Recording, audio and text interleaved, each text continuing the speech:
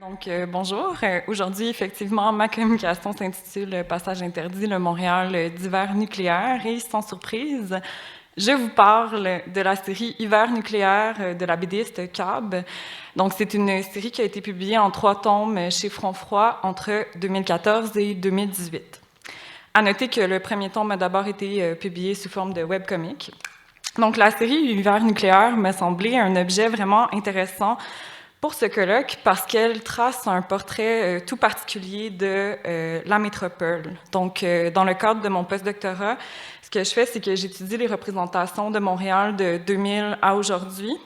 Et ce que je remarque, c'est qu'une grande partie de ce corpus s'inscrit dans un courant soit intimiste, soit sociologique, voire ethnographique.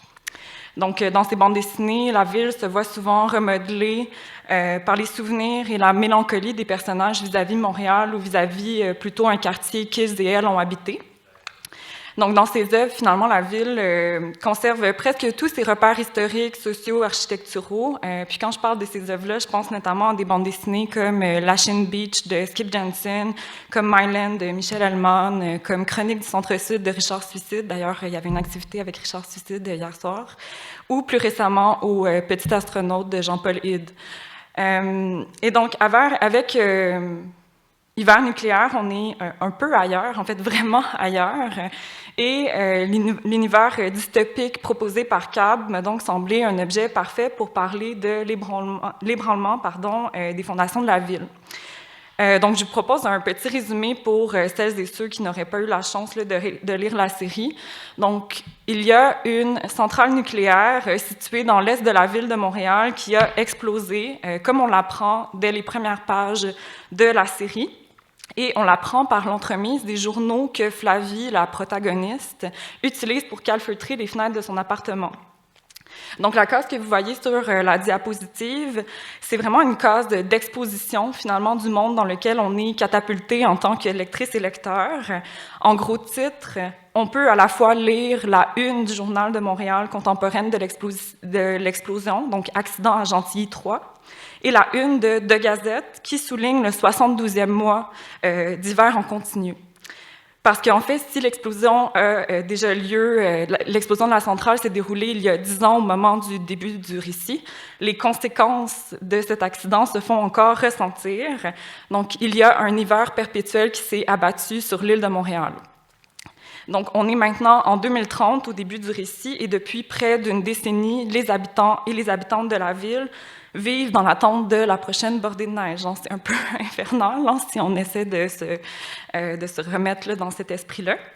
Et ce qui est intéressant, en fait, c'est que la catastrophe nucléaire redouble la qualité insulaire et atypique de Montréal, qui, dans l'histoire, est la seule région qui a été touchée. Donc, c'est la seule région du Québec qui est touchée par cet hiver nucléaire. On change de page.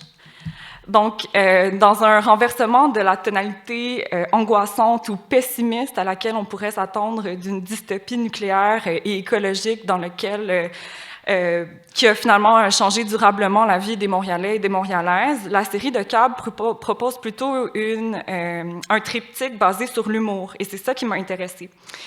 Il y a par conséquent une évacuation de la part critique que l'on retrouve habituellement dans les récits dystopiques où l'on va commenter les dérives de la science et du progrès. Dans Hiver nucléaire, jamais les circonstances de l'explosion ne sont mentionnées et le danger des dérives du nucléaire a été oblitéré. Les conséquences sont en fait plutôt ludiques qu'effrayantes. Après des années d'exposition aux radiations, certains habitants et habitantes de la métropole sont victimes de mutations, mais celles-ci sont sans gravité réelle. Donc, il y a un 3e ou un 4e œil qui pousse sur leur front ou une paire de bras supplémentaires qui apparaît soudainement. Mais c'est ainsi, il faut vivre avec. D'ailleurs, vous avez un exemple de mutation dans l'espèce de rond sur la diapo. Donc, vous pouvez vous imaginer qu'un hiver continuel sur le territoire de Montréal, ça façonne les habitudes de vie et la façon dont on habite l'espace. Donc, les nouvelles conditions météorologiques rendent évidemment les déplacements presque impossibles. Et devant ces difficultés urbanistiques, les citadins et les citadines d'hiver nucléaire doivent trouver de nouvelles manières de pratiquer la ville. Et quand je dis pratiquer la ville, je le dis au sens où l'entendait Michel de Certeau dans l'invention du quotidien. Donc, de Certeau, c'est un sociologue et il distingue deux attitudes possibles face à la ville.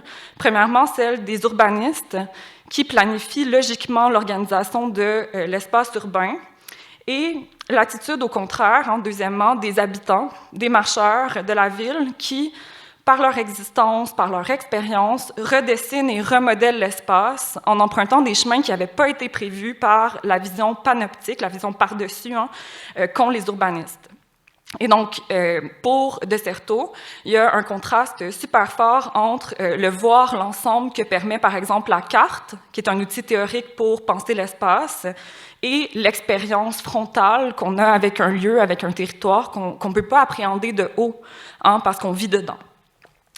Et d'ailleurs, dans Hiver nucléaire, on a très peu de moments où nous avons une vision panoptique de la ville. On est vraiment immergé dans la ville de Montréal et on en fait l'expérience, comme les personnes qui sont dans cet hiver nucléaire. Évidemment, dans l'univers d'hiver nucléaire, les urbanistes sont comme dépassés par les événements et ils échouent complètement à gérer la ville, ce qui crée une organisation plutôt chaotique. Donc, la neige s'accumule partout, il y a des décharges sauvages qui naissent dans les coins les moins fréquentés de la ville. Et la métropole est impraticable, si ce n'est par motoneige, qui est devenu le nouveau mode de transport. Certains quartiers sont même progressivement abandonnés par la ville et les habitants et les habitantes doivent déménager dans des zones qui sont encore desservies. Donc, c'est des choix urbanistiques, sont d'ailleurs critiqués dès les premières pages de la bande dessinée, où l'on voit le copain de la protagoniste, Flavie, qui est déneigeur, et ce copain se plaint des priorités de la ville. Je le cite, c'est c'est les deux cases que vous voyez là, sur la diapo. On travaille comme des fous à enlever ce qu'on peut, mais ça sert même plus à rien. L'équipement en arrache, les gars sont brûlés, et la ville nous doit 9 ans de temps supplémentaire. On a dû abandonner le déneigement au nord de Jean Talon pour se concentrer sur le centre-ville. Et à cela, notre personnage principal, Flavie, va répondre « Un autre quartier d'enterré, au moins on est correct ici ». On apprend donc rapidement que la ville a été comme morcelée, qu'il y a des quartiers qui ont été laissés à l'abandon, et ces choix vont être commentés tout au long de la série. Un peu plus loin, Flavie va même s'exclamer à propos d'un autre personnage dont on va parler un peu plus tard. Je la cite, « Il a un appartement dans le Myland, big deal, je me demande pourquoi la ville déneige encore ce quartier-là anyway ». Et on voit que finalement, il y a on voit filtrer une vision des choix urbanistiques via l'opinion des personnages. Ouais. Donc, d'un côté, dans la diégèse, dans l'histoire, l'accès à certaines parties de la métropole est graduellement interdit, mais de l'autre côté, les lecteurs et les lectrices, donc nous, on découvre plutôt de tombe en tombe de nouvelles enclaves du territoire. Donc, le premier livre de la série nous confinait grosso modo au quartier du Myland et à ses environs. On a donc, dans ce premier opus, une vision très réduite de ce qu'est l'organisation urbaine et ce qu'on sait des autres parties de la ville nous est raconté et non montré. Mais au fil de la série, la carte de Montréal s'agrandit toujours davantage, jusqu'à ce qu'on arrive finalement à se faire une idée plus claire de la ville. Dans le deuxième tome, il y a une crise sanitaire qui est provoquée par la contrebande de médicaments, et cette crise-là va obliger la personnage principale à s'aventurer sur la montagne du Mont-Royal, nous permettant à nous, lecteurs-lectrices, du coup, de pouvoir observer ce qui est advenu de l'installation et du parc du Mont-Royal. Enfin, dans le troisième tome, on apprend finalement que le quartier Parc Extension a été complètement enseveli par la neige et on va même se rendre dans le quartier d'Hochelaga-Maisonneuve qui s'est déclaré territoires autonomes. Donc, on découvre de nouveaux quartiers finalement dans le dernier opus et la carte s'agrandit progressivement. Et donc, ce que j'ai trouvé intéressant, c'est qu'il y a une tension qui s'installe entre l'espace vécu par les personnages, qui se rétrécit de jour en jour. Hein. On est toujours de plus en plus ensevelis par la neige. Il y a des quartiers qui sont progressivement abandonnés. Mais de l'autre côté, l'espace qui est donné à voir aux lecteurs et aux lectrices, c'est un espace qui, lui, s'élargit de tombe en tombe. Et donc, hein, il y a comme le processus inverse. Donc, le personnage central de la série, je vous ai dit, c'est Flavie. Et Flavie, qu'est-ce qu'elle fait? Elle est une livreuse et elle chemine dans la métropole à l'aide d'une motoneige, évidemment, parce que c'est devenu le mode de transport principal. C'est lors d'une livraison de bagels aux limites des zones desservies qu'elle fait la connaissance de Marco, qui est un autre personnage important de la série. Marco qui est en tout point son opposé. Donc, Marco, il ne sort pratiquement jamais de chez lui et il se raccroche désespérément à ses repères pré-nucléaires. Donc, il fréquente les mêmes lieux qu'avant et il s'appuie aussi sur l'organisation sociale qui régnait avant l'explosion. Marco est, si on voulait résumer un peu grossièrement, un hipster du Myland qui ne sort pas de son quartier, ni même de chez lui, et même pas pour aller chercher des bagels à 3 coins de rue. Flavie, elle, de son côté, elle a vraiment une connaissance pratique de la ville.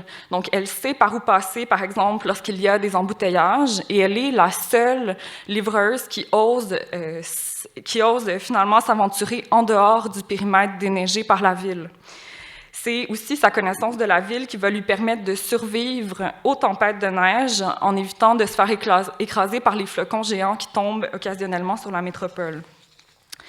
Elle est donc un personnage en adéquation presque complète avec son milieu de vie. Donc, l'hiver nucléaire et ses conséquences sur la vie des Montréalais et des Montréalaises conviennent parfaitement à Flavie et à ses tendances antisociales. C'est un personnage qui aime rester chez elle. Elle n'aime pas beaucoup sortir, à part pour son travail. Et d'ailleurs, hein, les personnes qui l'entourent lui reprochent beaucoup ses propensions, ses habitudes de vieille femme, là, comme c'est dit dans la BD. Le corps même de Flavie s'est transformé pour être en adéquation avec la ville, donc son métabolisme s'est adapté aux conditions météorologiques de Montréal en augmentant son rythme cardiaque et sa température corporelle, ce qui lui permet de rester à l'extérieur plus longtemps, et elle est de plus dotée d'une force surnaturelle. Et juste une petite note, j'ai pas le temps d'aborder ça, mais ces adaptations corporelles sont merveilleuses, ça lui permet plein de choses, mais il y a aussi des côtés négatifs que j'ai pas le temps d'aborder pendant la présentation. Donc c'est une adaptation au milieu, certes, mais qui comporte aussi sa part d'ombre, si on veut. Flavie, elle est également, pour reprendre une expression anglaise de street smart, donc elle a une intelligence de la rue, et cette caractéristique se remarque tout particulièrement dans le 3e tome d'Hiver nucléaire. Donc, le dernier opus de la série nous présente le périple d'un groupe d'étudiantes et d'étudiants en sciences de la météo de l'UQAM. Et ce groupe doit parcourir la métropole pour recueillir des données au sujet des changements climatiques. Le savoir pratique de la ville que possède Flavie en fait une candidate de choix pour être la guide de cette expédition. Et lorsque le groupe arrive finalement aux territoires autonomes de Hochelaga-Maisonneuve, c'est Flavie qui va négocier leur droit de passage avec la patronne du territoire. Donc, la représentation du quartier de Hochelaga-Maisonneuve joue ici sur la reprise des clichés que l'on associe à cette partie de la ville et les souligne à grands traits, la pauvreté, la saleté, le nationalisme. Donc, il y a des détritus qui jonchent le sol de Houma, des habitants portent des tuques avec le drapeau du Québec pour effigie, se déplacent en triporteurs, les rues sont bordées par des pawn shops, des fast-foods et des boutiques délabrées où l'on vend, je cite, des jouets, des cossins et de la gasoline. Donc, on sent vraiment qu'on est un peu ailleurs, on est dans un nouveau quartier. Et j'attire votre attention sur le journal de la patronne dans la première case de l'extrait de la diapo. Comme vous pouvez le voir, elle tient dans ses mains le journal de Montréal, alors qu'on sait que le journal de Montréal existe parce qu'on l'a vu dans la case que je vous ai montrée. Journal de Montréal, qui est une déformation linguistique que vous avez peut-être rencontrée.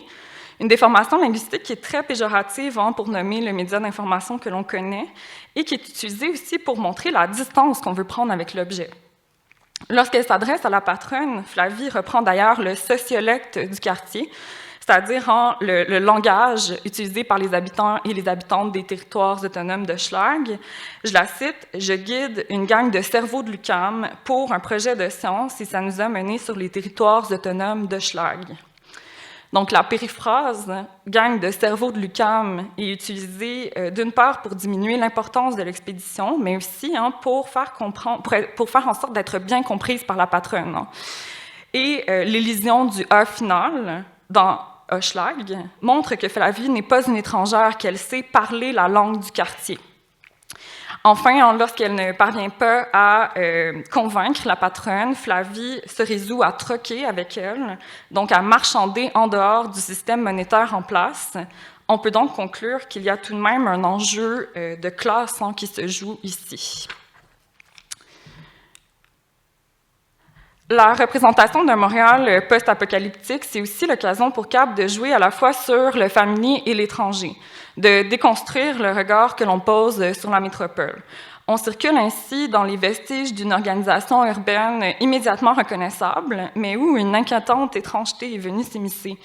Les panneaux de déneigement annoncent des opérations 12 mois par année, de janvier à janvier, et certains rez-de-chaussée d'immeubles typiquement montréalais sont complètement ensevelis sous la neige. Les lectrices et les lecteurs sont par conséquent jetés dans un univers où ils ne maîtrisent pas tous les codes, et ce que ça fait, c'est qu'on se raccroche à des repères connus, comme les institutions de la ville qui ont survécu, les monuments historiques et les lieux emblématiques de la métropole. Par exemple, la Croix du Mont-Royal demeure tout au long de la série un repère qui nous permet de nous situer dans la ville et de savoir à peu près dans quel quartier nous nous trouvons, dépendamment de l'angle de la montagne et de la croix. On sait par exemple qu'on est au sud-est ou au nord-ouest. En fait, il y a tout un travail sur la référentialité montréalaise qui a été opéré par Cab dans Hiver nucléaire. Une fois qu'on a passé par-dessus la surprise d'évoluer dans un monde post-apocalyptique où le ciel et la neige sont vert fluo, on se rend compte que les repères toponymiques sont au rendez-vous. Donc, comme vous pouvez le voir sur la diapo, Cab a repris la typographie des plaques de noms de rue et l'enseigne des farines Five Roses, icône en montréalais par excellence, est toujours accrochée sur le toit de la minoterie ADM, bien que l'enseigne soit quand même en mauvais état. Au fil de la série, finalement, les personnages évoquent des lieux montréalais bien connus, finalement, des habitants et des habitantes. Et ces lieux, ce sont des lieux de sociabilité. Ce sont des bars. On mentionne en fait la distillerie chez Baptiste, des établissements culinaires, donc le comptoir Fairmont Bagel, le défunt café Kajibi et le restaurant Fabergé, et des salles de spectacle comme le Club Soda. Et donc, on a plein de référents montréalais qui sont un peu éparpillés dans la série pour nous donner des points de repère. En fait, après la relecture, je me suis rendu compte que l'organisation sociale de la ville est demeurée sensiblement la même. On retrouve les mêmes quartiers, même si certains sont abandonnés, autonomes ou ont changé de nom. Le Myland a conservé son identité. L'image qui en est véhiculée dans la série, c'est celle d'un quartier branché où l'on aime ironiquement les vieilles tunes d'Éric Lapointe et où l'on court les spectacles de bandes obscures et les marchés d'artisanat locaux. Et donc, il y a quand même tout un travail sur le cliché qui est opéré là, dans la bande dessinée. La ville semble aux prises avec les mêmes problèmes qu'avant, le trafic, l'itinérance, les hôpitaux débordés et les opérations d'énagement. Et à cela, on peut ajouter des nouveaux problèmes, les immeubles qui s'écroulent sous le poids de la neige, comme on le voit dans l'image sur la diapo, et la mutation de certains animaux qui deviennent géants, comme le raton laveur. C'est son destin, il est tout petit pour l'instant, mais il va devenir gros. Donc, j'aimerais terminer mon intervention en vous proposant une lecture plus approfondie de la toute première planche de la série Hiver nucléaire, celle qui inaugure le premier tome. On va donc aller un peu à rebours en terminant sur la première image. Donc, cette planche, elle représente, là, comme vous pouvez le voir, un paysage montréalais plutôt typique. On aperçoit la montagne du Mont-Royal avec, à ses pieds, les immeubles iconiques du centre-ville et au premier plan, des logements organisés en triplex. La série ne commence ainsi pas du tout dans le feu de l'action. On nous présente plutôt une planche d'exposition où nous sommes lentement amenés à poser notre regard sur la ville montréalaise et donc à entrer progressivement dans l'univers de Cab. C'est d'abord cette lenteur de la première planche qui m'a intéressée, et j'ai l'impression que ça a un lien avec le morcellement de l'image, c'est-à-dire le découpage du paysage montréalais en 3 cases de dimensions identiques. On peut noter aussi, passage, que le rythme lent de la planche est renforcé par son caractère silencieux. Notre œil n'est pas d'emblée attiré sur des phylactères. On est par conséquent invité à examiner un peu plus attentivement le décor. Donc, on sait que le temps en bande dessinée se déplie entre autres dans la gouttière, qui est l'espace entre les cases. Et donc, il y a quelque chose qui se passe entre chacune des cases. Et ce quelque chose, c'est notamment un changement de perspective. Si on regarde rapidement l'image, comme j'ai fait au début, on peut avoir l'impression que les 3 cases forment un seul et même décor et que le découpage est un peu arbitraire. Or, la perspective depuis laquelle on observe le paysage est différente d'une case à l'autre. Donc, on prend la première case, donc en contre-plongée, comme s'il y a une caméra qui regardait ainsi, des nuages tourbillonnent autour d'un autre nuage plus imposant et menaçant qui, par sa forme et sa couleur, rappelle le champignon d'une explosion nucléaire. Le vert du ciel de Montréal est utilisé ici pour illustrer le côté radioactif et potentiellement dangereux de l'atmosphère, même si on sait que ce n'est pas la tangente que va prendre l'œuvre. La deuxième case, elle adopte plutôt une... je vais attendre que vous voyez là. La deuxième case, elle adopte plutôt une perspective frontale, zénitale. On reconnaît plusieurs monuments emblématiques de la ville de Montréal dans cette case. D'abord, la croix du Mont-Royal, qui surplombe tout. L'immeuble 1000 de la Gauchetière, avec sa silhouette en forme de flèche que vous voyez. Et le gyrophare de la place Ville-Marie, qui illumine temporairement certaines parties de la ville avec son faisceau lumineux. Presque tout dans cette case est représenté en 2 dimensions. Et avec cette perspective frontale, la deuxième case propose un paysage de carte postale avec plusieurs attraits touristiques de la métropole. Enfin, la troisième et dernière case, elle adopte, elle, une vue en plongée et l'on arrive au niveau humain. On voit des habitants et des habitantes cheminer dans les rues enneigées de la métropole. Certaines fenêtres des immeubles sont éclairées, signe que l'on habite la ville, et l'on reconnaît les escaliers extérieurs en fer forgé typiques de Montréal. On assiste donc, dans cette première page d'hiver nucléaire, à un véritable panoramique vertical où une caméra imaginaire descend progressivement et lentement vers le sujet principal. Et c'est renforcé par la suite par les planches qui suivent où on va se rapprocher de plus en plus de Flavie sur sa motoneige qui rentre à la maison. Mais je n'ai pas le temps de vous montrer ça. Et donc, on commence tout en haut avec l'aspect météorologique de Montréal, dans la première case qu'on voit en contre-plongée, les nuages, le vent, la force de la nature. La deuxième case, elle nous montre l'aspect monumental et symbolique de la ville, ses emblèmes, ses monuments, ses gratte-ciels, que l'on voit de manière frontale. Et pour terminer, on arrive à la dernière case, tout en bas, au niveau humain, avec les habitants et les habitantes que l'on voit en plongée. Et donc, le découpage fait en sorte qu'on n'a pas accès au territoire dans son entièreté, mais plutôt dans son morcellement. Et ça donne aussi le ton au traitement du territoire que l'on va découvrir tout au long de la série.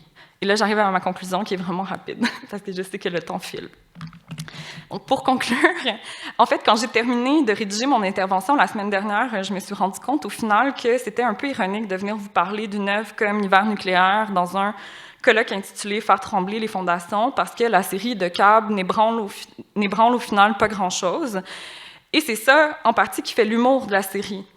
On aurait en effet pu s'attendre d'une œuvre post-apocalyptique qu'elle propose de nouvelles fondations sociales et urbaines de Montréal.